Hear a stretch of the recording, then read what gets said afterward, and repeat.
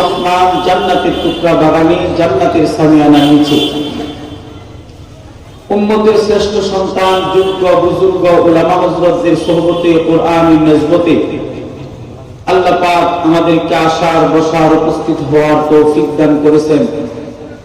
যারা উপস্থিত হতে পেরেছি সকলেই বিনয় অবনীত চিত্তে শ্রদ্ধাজড়িত কণ্ঠে আওয়াজ করে জবান খুলে প্রাণ খুলে মন ভরে শরীরের সমস্ত শক্তিকে একত্রিত করে ইমানি চেতনা নিয়ে উচ্চ আওয়াজে উৎফুল্ল কণ্ঠে শুকরগুজার হই বলি আলহামদুলিল্লাহ।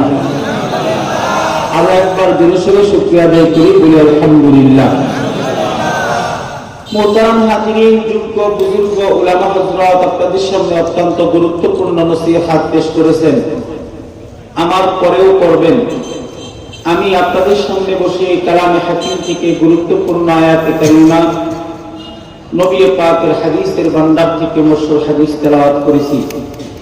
তেলাওয়াতকৃত আয়াত এবং হাদিসকে সামনে নিয়ে কিছু কথা আল্লাহ পাক জবানে কিছু দামি নুরানি বরকতি কথা বের করে দেন। ওমা তৌফিকি ইল্লা বিল্লাহ। আপনারা সকলেই দূরে সরে বলেন আমিন। মুহতারাম হাজিরিন, দুইটা হাত উপরে তুলেন তো সবাই,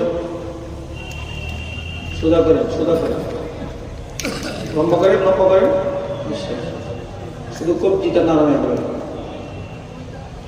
এখন দেখি আপনারা কেমন শক্তি শরীরের ভিতরে আছে।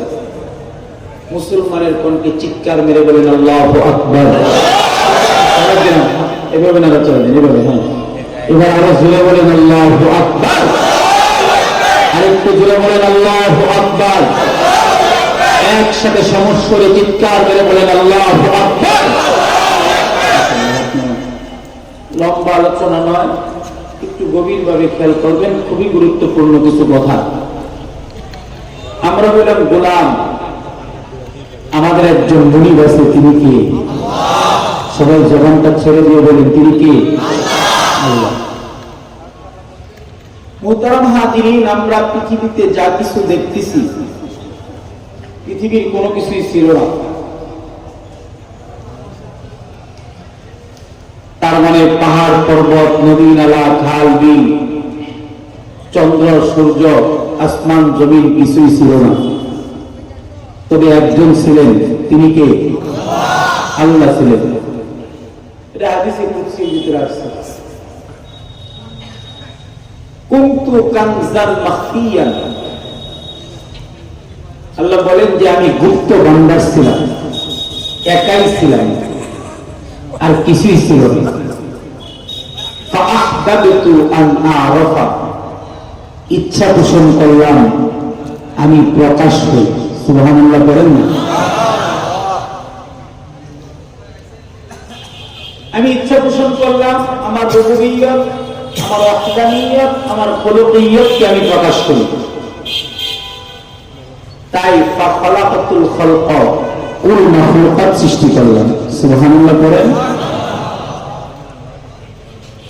তার মানে পৃথিবীর কিছুই ছিল না, আল্লাহ ছিলেন।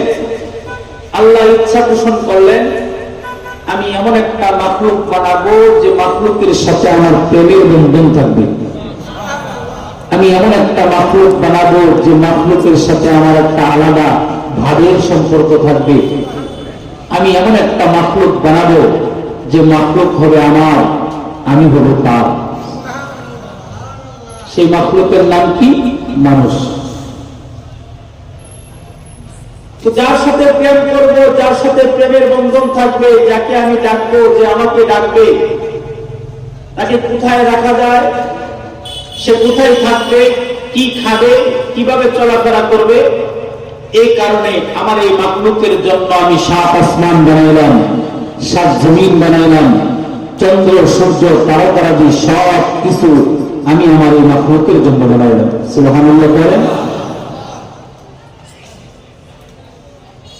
তার মানে হলো যে আল্লাহ তাআলা মানুষ বানাইলেন, আর মানুষের জন্য এই দুনিয়া বানাইলেন। আসমান ও জমিনের মধ্যবর্তী জায়গাকে দুনিয়া বলা হয়। দুনিয়ার সময়কে আল্লাহ 2 ভাগে ভাগ করলেন, এক ভাগ রাত আর এক ভাগ দিন। দিনের বেলা গোলাম পরিশ্রম করবে, রাতের বেলা ক্লান্ত শ্রান্ত অবস্থায় বিছানায় গিয়ে পিঠ লাগাবে, তো তার বিশ্রামের মাধ্যমে তার সকল ক্লান্তি দূর হয়ে যাবে।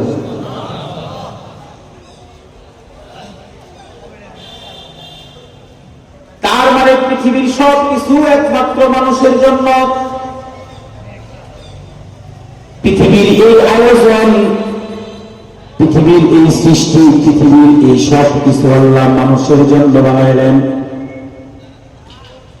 শূন্যের উপর থেকে মেঘমালাকে বৃষ্টি বানায়া জমিনের ভিতরে নিক্ষেপ করলেন।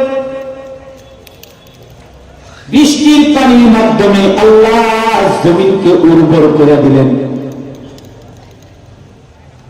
জমিনের নিচ থেকে মিঠা পানি বের করে আল্লাহ পৃথিবীর মানুষের তৃষ্ণা দূর করলেন। জমিনের নিচ থেকে রকমারি ফসল বের করে আল্লাহ তাআলা গোলামের জন্য রিজিকের ব্যবস্থা করলেন এবং আসমানের সূর্যের মাধ্যমে তামাম পৃথিবী আলোকিত করলেন। আসমানের চাঁদের মাধ্যমে অন্ধকার রাত্রকে দূরীভূত করে দিন লাইটের আলো দিয়া বান্দার জন্য সুবিধা করে দিলেন। একটু গভীরভাবে খেয়াল করবেন, খুবই গুরুত্বপূর্ণ কথা। চমৎকার করে আসমানের মালিক আল্লাহ বলেন, মানুষ মানুষ শুধুই মাত্র আমার জন্য, কেবলমাত্র আমার জন্য, আর আমি আল্লাহ মানুষের জন্য। সুবহানাল্লাহ বলে বিশাল এক পৃথিবীর সব কিছু আমি আল্লাহ মানুষের জন্য বানাইলাম। পৃথিবীর এই আয়োজন আমি মানুষের জন্য করলাম, কেননা মানুষ হলো আমার গোলাম, আমি হলাম মানুষের মুনিব। দুনিয়াতে থাকতে মানুষের যা যা লাগবে আমি আল্লাহ সব কিছু আমার গোলামকে দিয়ে দিলাম। মানুষ যা চায় নাই তাও আল্লাহ মানুষকে দিলেন। মানুষের সকল প্রয়োজন আল্লাহ তাআলা পুরা করে দিলেন। কেন জানি আল্লাহ তাআলা বুঝা দিলেন, ও মানুষ, পৃথিবী আমি তোমার জন্য সৃষ্টি করেছি আর তোমাকে আমি আমার জন্য সৃষ্টি করেছি। তার মানে তাম পৃথিবী তোমার গোলামি করবে, আর তুমি মানুষ একমাত্র শুধুমাত্র আমি আল্লাহর গোলামি করবে।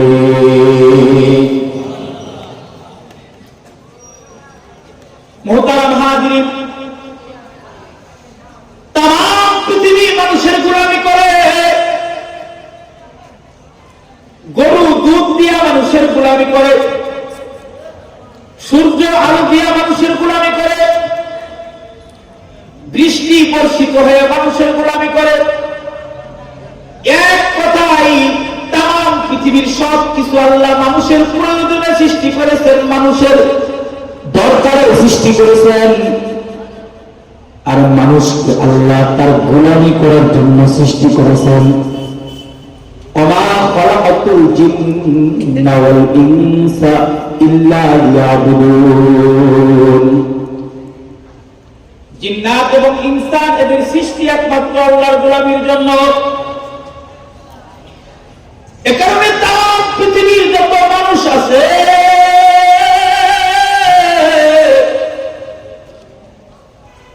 সমস্ত মানুষের কলমের ভিতরে শুধুই মাত্র কেবলমাত্র আল্লাহর মহব্বত থাকবে।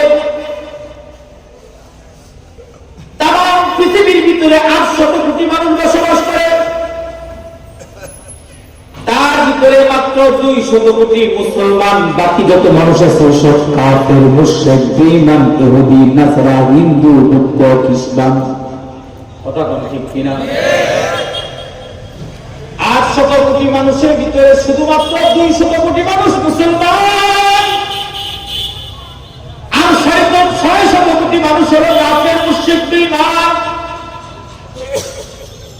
বাবার 5 সন্তান যেমন এক সমান হয় না, এক একজনের পরিবার এক এক রকম থাকে, ঠিক তেমনি ভাবে আল্লাহর 800 কোটি গোলামের ভিতরে সবাই এক রকম না। বাবার 5 সন্তানের ভিতরে কেউ বাধ্য সন্তান, কেউ অবাধ্য সন্তান। আল্লাহর 800 কোটি মানুষের ভিতরে কেউ বাধ্য গোলাম, আর বাকিরা হলো অবাধ্য গোলাম। হিন্দুরা আল্লাহর গোলাম, খ্রিস্টান, ইহুদি, নাসারা, বুদ্ধ, পৃথিবীর জমিনে যত কাফের মুশরিক আছে সবাই আল্লাহর গোলাম, কিন্তু তারা আল্লাহর অবাধ্য গোলাম। মুসলমানরা হলো আল্লাহর বাধ্য গোলাম। কিন্তু আফসোস আর পরিতাপের সাথে বলতে হয় যে পৃথিবীর ইহুদি, খ্রিস্টান, নাসারা, বুদ্ধ, বেঈমান, কাফের যারা আছে তারা চায় পৃথিবীর জমিন থেকে মুসলমানরা ধ্বংস হয়ে যাক, মুসলমানরা পৃথিবীর জমিন থেকে বিদায় নিয়ে যাক, মুসলমানরা পৃথিবীর ভিতরে না থাকুক, আমরা পৃথিবীর রাজত্ব করব, মুসলমানরা আমাদের গোলামি করবে।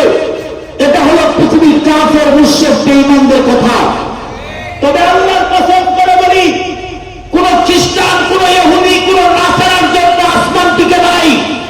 পৃথিবীর কোন বেঈমান গোষ্ঠীর জন্য আল্লাহ পৃথিবীর নিজামকে ঠিক রাখে নাই।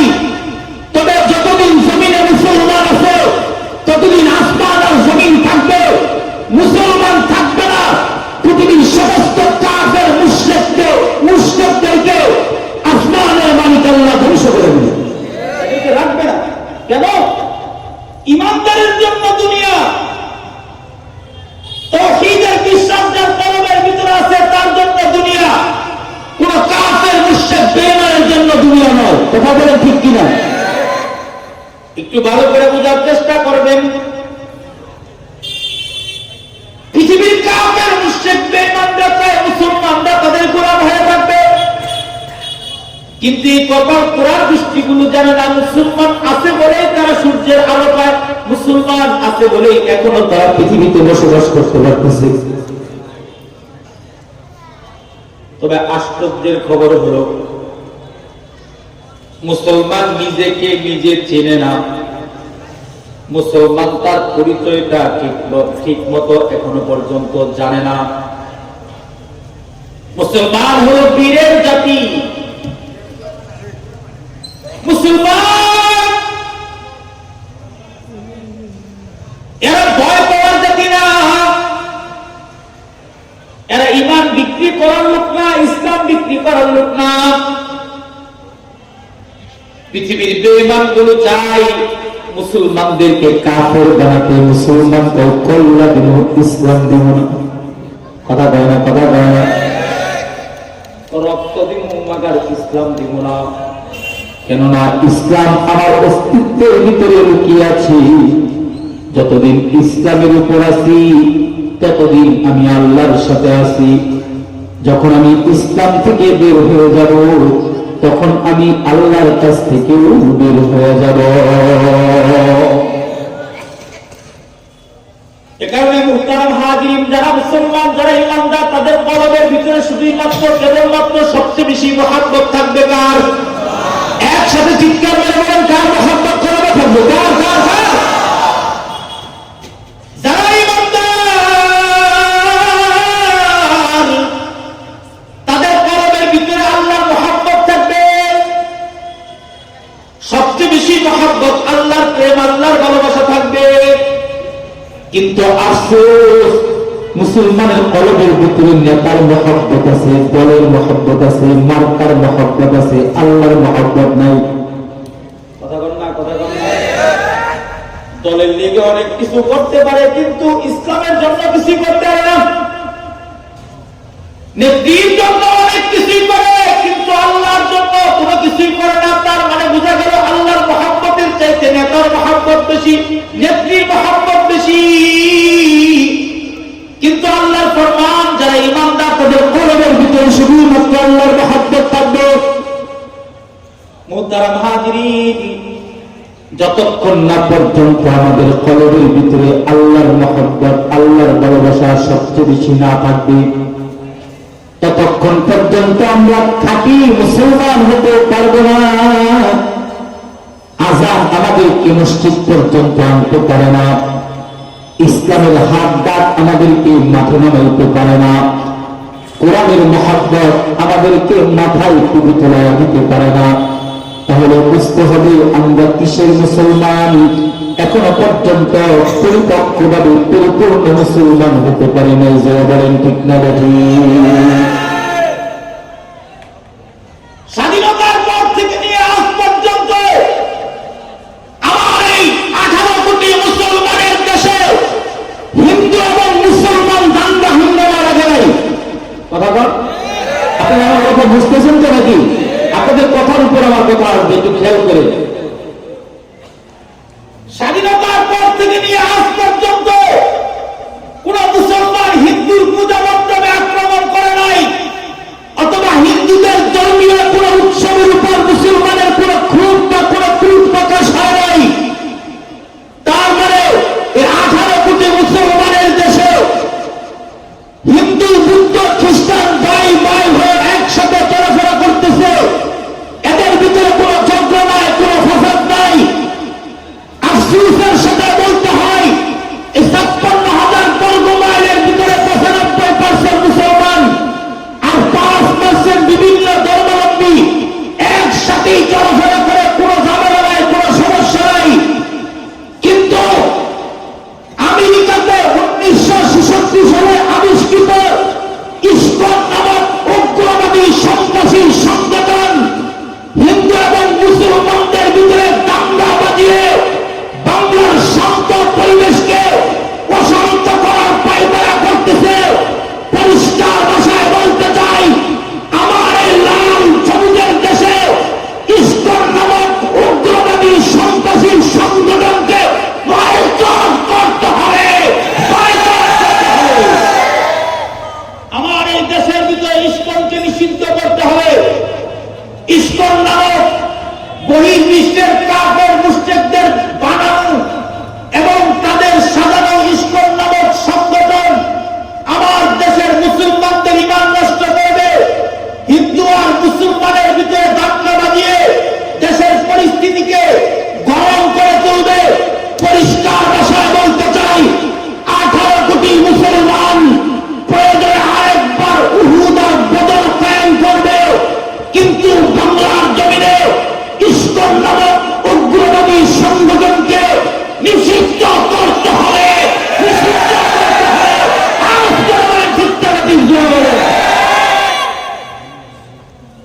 এ নিয়ে আমাদের কোনো চিন্তা নাই, কোনো মাথা ব্যথা নাই।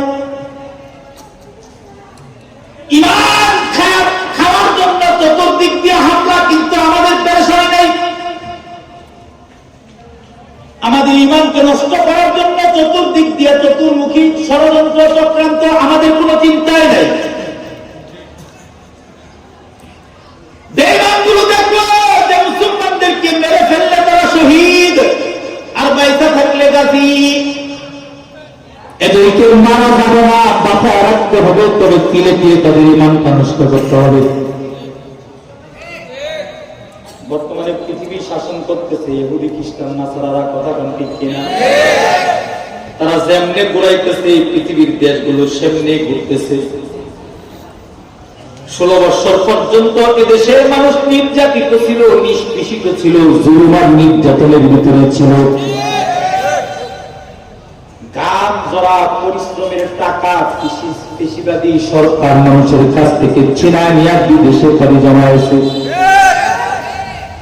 গ্রাম এলাকার বাচ্চা একটা ছেলে আওয়ামী লীগের পরিচয় দিয়া দোকানে গিয়ে চাঁদা তুইলা জুলুম আর নির্যাতন করেছে মানুষের উপরে, কথা কোন ঠিক কিনা? দেশ স্বাধীন হয়েছে, এই স্বাধীন দেশের ভিতরে সম্পূর্ণ নজর পড়ে গেছে।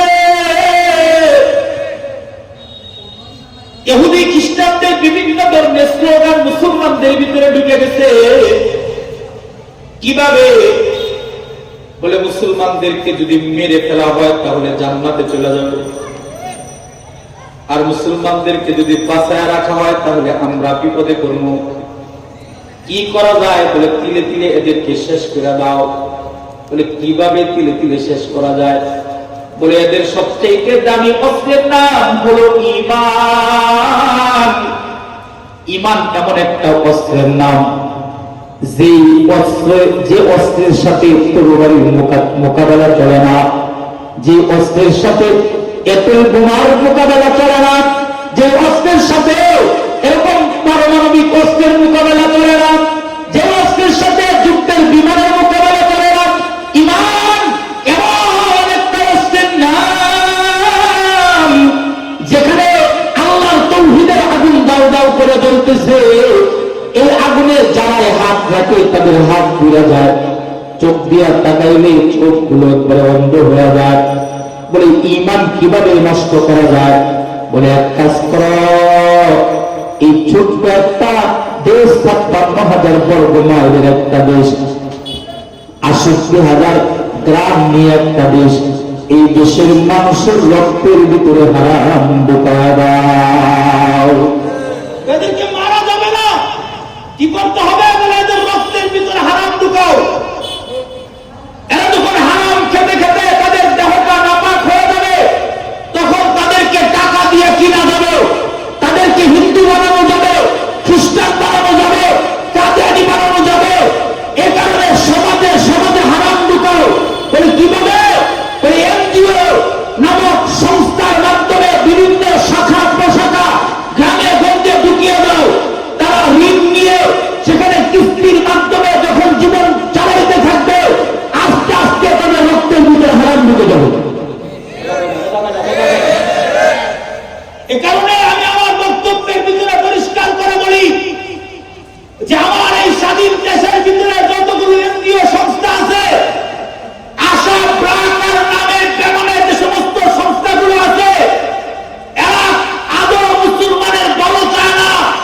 এরা চায় গ্রামগঞ্জের হতদরিদ্র মানুষকে ঋণ দিয়ে সুদের কারবারে ঢুকিয়ে তাদের ইমানকে নষ্ট করে দেওয়া, তাদের আমলকে নষ্ট করে দেওয়া, তাদের সংসারের ভিতরে অশান্তি আগুন জ্বালিয়ে দেওয়া। যারা এই কিস্তিগুলোর সাথে সম্পর্ক রাখে, এনজিও সংস্থাগুলোর সাথে সম্পর্ক রাখে, ভালো করে তালাশ করে দেখেন তাদের সংসারের ভিতরে শান্তি নাই, রাতের বেলা বিছানাতে ঘুমানো। ঠিক কিনা জুড়ে বলে হুজুর কেমনে? বলে সারাদিন হাড় ভাঙা পরিশ্রম করে কিভাবে রাষ্ট্রের সপ্তাহ শেষে কিস্তি দিতে হয়, রাতের বেলা বিছানায় মাথা রাখে ঘুম আসে না, কিভাবে কিস্তির টাকা ব্যবস্থা করতে হবে, মেজাজ খিটখিটে থাকে, বিবির সাথে ভালো আচরণ করে না, সন্তানের সাথে ভালো আচরণ করে না, আস্তে আস্তে কেমন জানি একটা রোগা রোগা ভাব হয়ে যায়। এভাবে অশান্তির আগুন মুসলমানের ঘরে ইহুদি খ্রিস্টান বেঈমানগুলো ঢুকিয়ে দিয়েছে, আর মুসলমানের রক্তের ভিতরে হারাম ঢুকিয়ে দিয়েছে। আল্লাহর কসম করে তোমাদের কানে মেসেজ পৌঁছাতে চাই, আমার এই বয়ান তোমাদের কান পর্যন্ত পৌঁছে দিলাম। আগামী কাল থেকে এনজিও সংস্থার উপর থুতু নিক্ষেপ করো, তাদেরকে লাঠি মারো, এনজিওর কাছ থেকে তোমাদের ঈমান আর আমলকে হেফাজত করো। তখন ঠিক কিনা জোরে বলেন? এই আশা ট্রাক এ সমস্ত ব্যাংকের সাথে কোনো সম্পর্ক রাখা যাবে না, তাদের সাথে ঋণ আর কিস্তির সম্পর্ক রাখা যাবে না।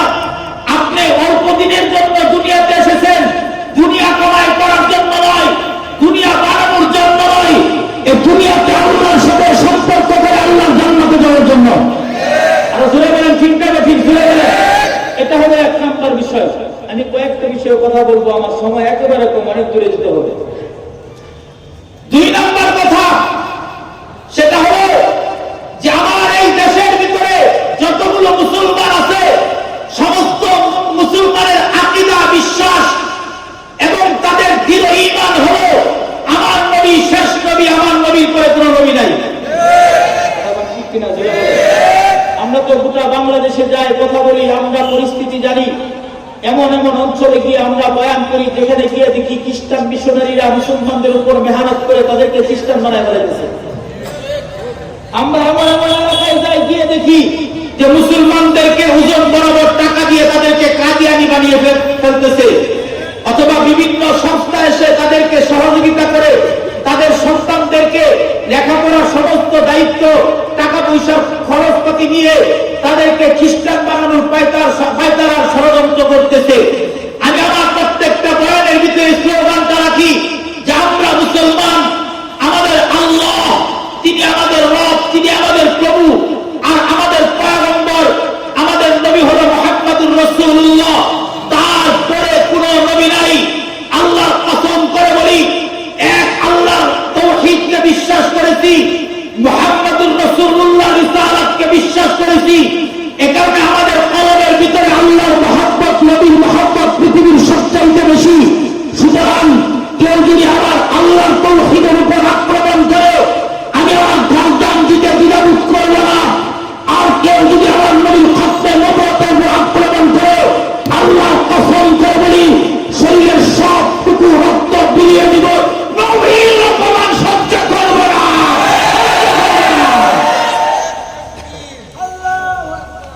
এ কারণে আপনাদেরকে হুঁশিয়ার করে বলে দিতে চাই, আমার এই ছোট্ট দেশটার ভিতরে কাদিয়ানীরা জায়গায় জায়গায় মেহনত করে ভক্ত এবং মিথ্যাবাদী, কাযযাব এবং এরকম চরিত্রহীন গোলাম আহমদ কাদিয়ানীকে নবী বানিয়ে আমার নবীর খতমে নবুওতের উপর ধাক্কা দিয়ে আমার নবীকে মাইনাস করতে চাই। পরিষ্কার ভাষায় বলতে চাই, কাদিয়ানীদেরকে রাষ্ট্রীয়ভাবে কাফের ঘোষণা করতে হবে এবং তারা যে কাফের হিসাবে বাংলার জমিনে থাকবে। এই স্লোগান শুধু আমিয়ানুল হক আইয়ুবীর স্লোগান নয়, দারুল উলুম দেওবন্দের সমস্ত আকাবির হযরতগণ কাদিয়ানীদেরকে কাফের ফতোয়া দিয়েছে। যেই ফতোয়ার উপর মেহনত করে আল্লামা শাহ আহমদ শফী সরকার মহলকে জানিয়েছে কাদিয়ানীদেরকে রাষ্ট্রীয়ভাবে কাফের ঘোষণা করতে হবে।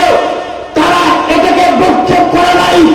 দেশ স্বাধীন হয়েছে, অন্তর্বর্তীকালীন সরকারকে পরিষ্কার ভাষায় জানিয়ে দিতে চাই, হিন্দুরা যেভাবে বসবাস করে, খ্রিস্টানরা যেভাবে বসবাস করে, কাদিয়ানী ধর্মের উপরে দেশে বসবাস করবে।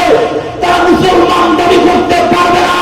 যদি মুসলমান দাবি করে, গোলাম আহমদ কাদিয়ানীকে বাদ দিয়ে আমার নবীর খতমে নবুওতকে স্বীকার করে নিতে হবে।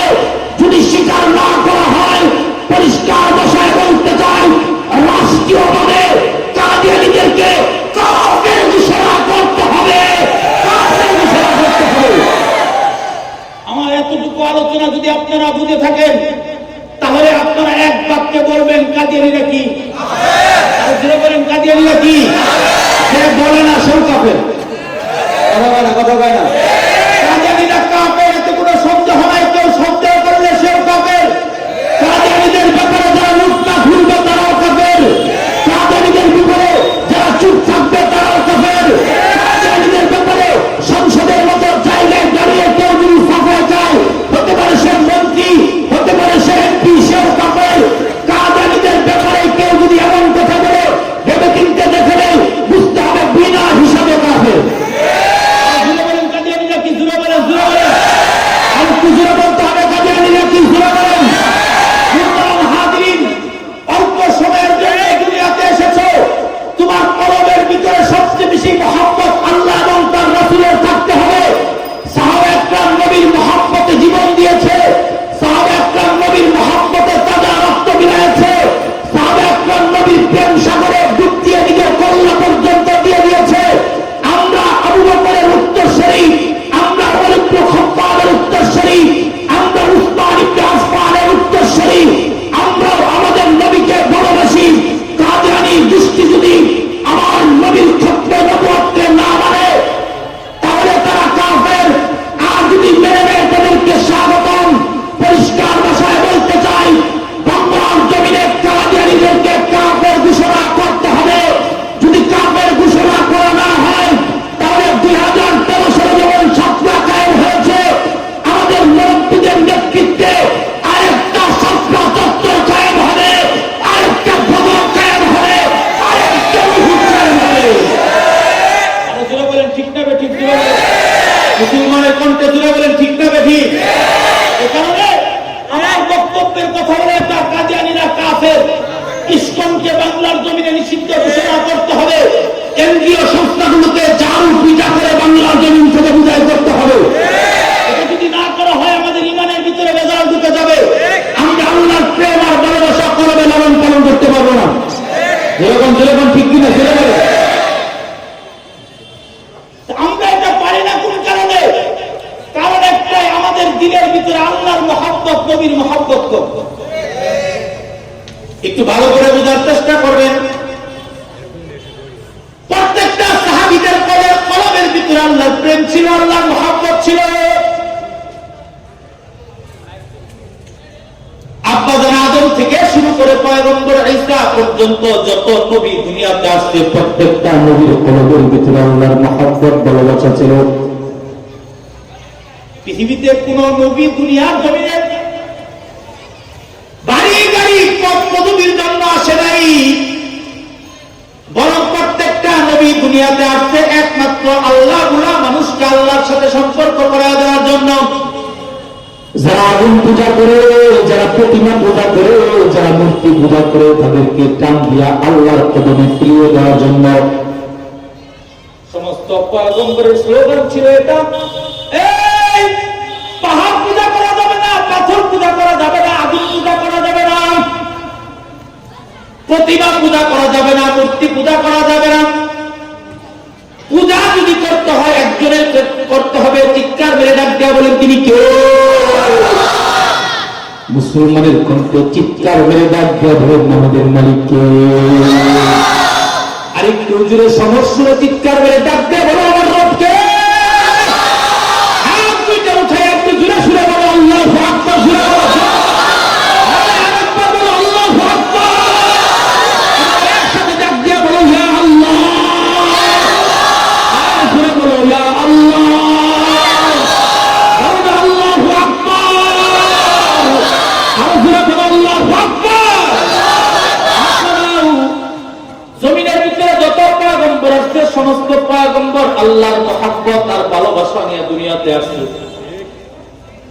পরিপূর্ণ ছিল তাদের কলবটা আল্লাহর মহব্বত আর ভালোবাসা। দুনিয়াতে থাইকা দুনিয়ার চিন্তা কল্পনা করে নাই। আমি আর আপনি দুনিয়াতে চলি কিভাবে গাড়ি করা যায়, বাড়ি করা যায়, জমি বাড়ানো যায়, ব্যাংক ব্যালেন্স বাড়ানো যায়, এই চিন্তা। নবীদের চিন্তা ভিন্ন ছিল, কিভাবে আল্লাহর বান্দা বাড়ানো যায়, কিভাবে আল্লাহর বান্দা বানানো যায়, এই চিন্তা। তবে তামাম পৃথিবীর সমস্ত পয়গম্বরের মহব্বত যদি এক পাল্লায় রাখা হয়, আমার আপনার নবীর মহব্বতটা যদি একদিনের মহব্বত যদি এক পাল্লায় রাখা হয়, সমস্ত নবীদের তুলনায় আমার আপনার নবীর একদিনের মহব্বতের মূল্য আল্লাহর কাছে বেশি হয়ে যায়।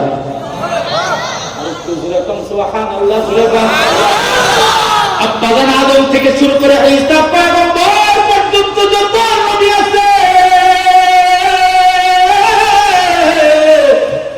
সমস্ত নবীদের মহব্বত যদি এক পাল্লায় রাখা হয়, আমার আপনার নবীর একদিনের মহব্বত এক পাল্লায় রাখলেও তার চাইতে বেশি হয়ে যায়। মহব্বতে ভরা হাদিসে পাকের ভিতরে এসেছে, আল্লাহ তাআলা তার দুস্তর কলিজাটা হায়াতে 5 বার কাটছেন, সিনাটা এভাবে কাটছেন।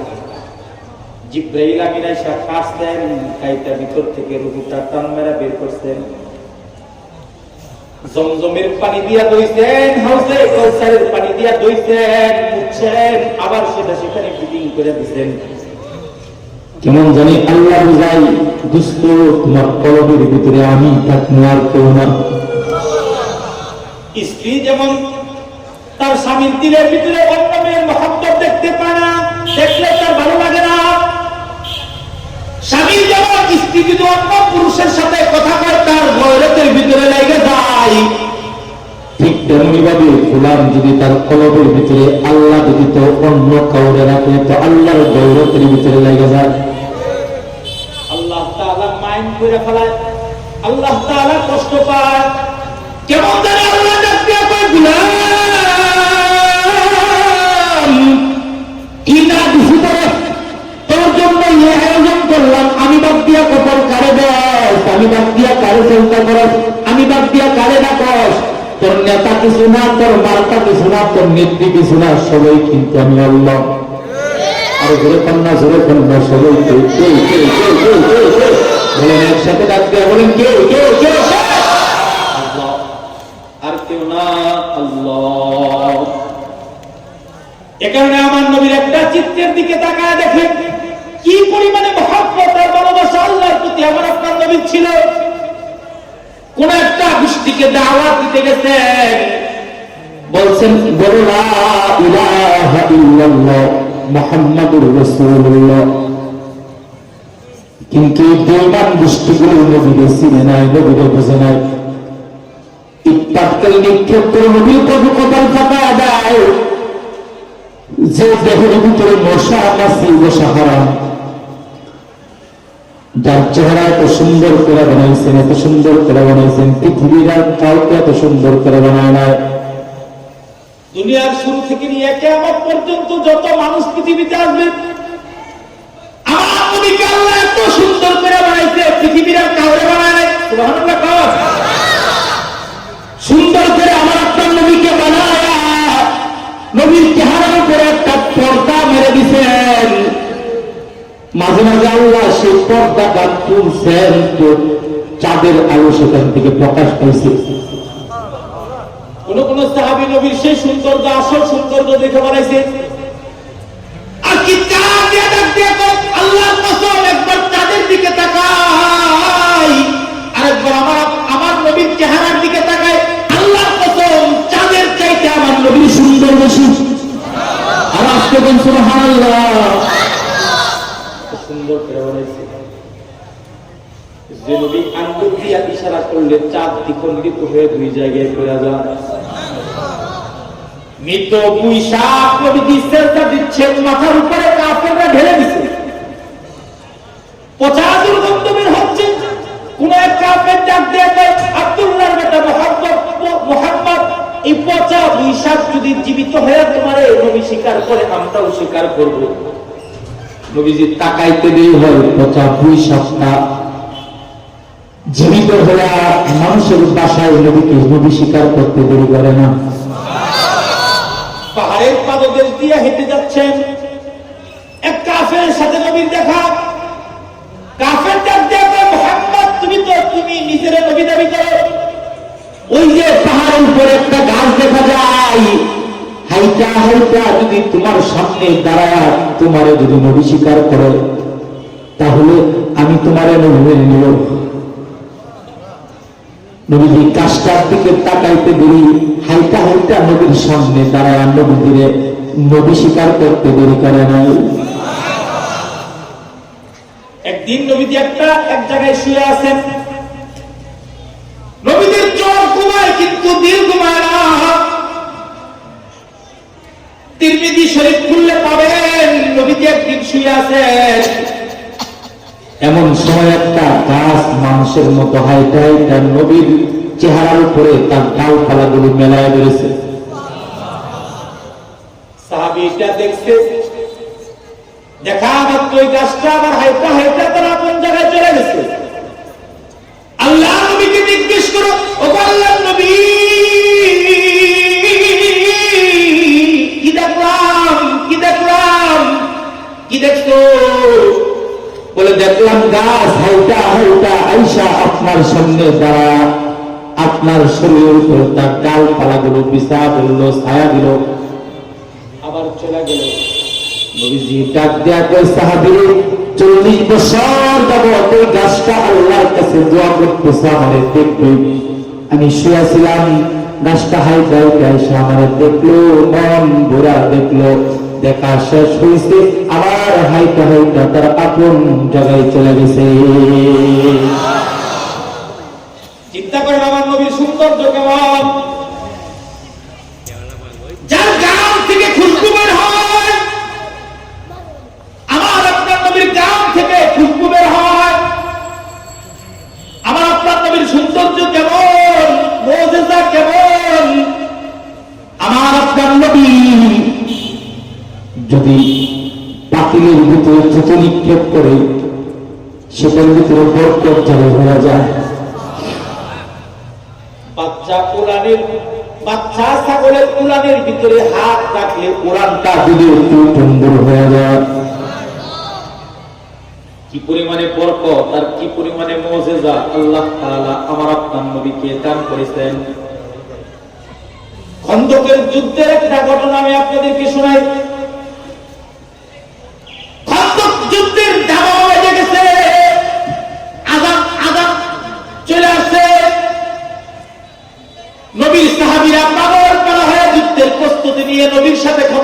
ময়দানে গেছেন, নবীজি ডাক দিয়া পরীক্ষা খনন করো। টিম বানায় দিচ্ছেন, গর্ত খনন করতেছেন যাতে কাফেররা ঘোরা হয়ে আসলে সবাই এই গর্তের ভিতরে পড়ে যায়। গর্ত খনন করতেছে, প্রচন্ড রোদ্রের ভিতরে সাহাবীরা কাজ করতেছে। আল্লাহ নবী নিজে উদার হাত লইয়া বালিগুলো উঠাইতেছিলেন। এমন সময় এক সাহাবী ডাক দিয়া কয়, ওগো সরকার, আপনি কাজ করবেন কেন? আমরাই তো যথেষ্ট। নবীজি ডাক দিয়া কয়, ও আমার সাহাবী, এটা যেমন তোমার কাজ তেমন আমি নবীর কাজ। প্রচন্ড রোদ্রের ভিতরে 900 সাহাবী লইয়া আল্লাহ নবী পরীক্ষা খনন করতেছেন। 900 কয়শো? নবীর এক সাহাবী আছে ইমাম জাবের। হযরত জাবেরের বিবি হযরত জাবেরকে ডাক দিয়া কই, স্বামী হে, খন্দক যুদ্ধে আল্লাহর নবী এত কষ্ট করতেছেন, প্রচন্ড রোদ্রের ভিতরে মনে হয় নবীজির কষ্ট হচ্ছে এবং তার খিদা লাগছে। হযরত জাবেরকে তার বিবি ডাক দিয়া কয়, ও স্বামী, ঘরের ভিতরে কিছু আটা আছে আর ঘরের ভিতরে একটা বকরির বাচ্চা আছে। নবীজি সহ 3 জনকে দাওয়াত করে আসেন, আমার বাড়িতে খানা খাওয়াবো। বিবির কথা শুনে হযরত জাবের দৌড়া নবীর সামনে গেলেন। নবীজিকে ডাক দিয়া কয়, আসসালাতু ওয়াসসালামু আলাইকা ইয়া রাসূলুল্লাহ। ও আল্লাহর নবী, আমার বিবি দুপুরবেলা খাবারের দাওয়াত দিয়েছে আপনাকে, আপনি আমার দাওয়াত গ্রহণ করুন। নবীজি ডাক দেয়া কয়, তোমার বিবি দাওয়াত করেছে, দাওয়াত কবুল করলাম। জাবের কয়, আপনার সাথে আর 3 জন লইয়া মোট 4 জন আমার বাড়িতে দুপুরবেলা খানা খাবেন। কোন মুসলমান যদি কোন মুসলমানকে দাওয়াত দেয়, দাওয়াত গ্রহণ করা ওয়াজিব। মুসলমানকে খানা খাওয়াবে, এটা বড় একটা আমল।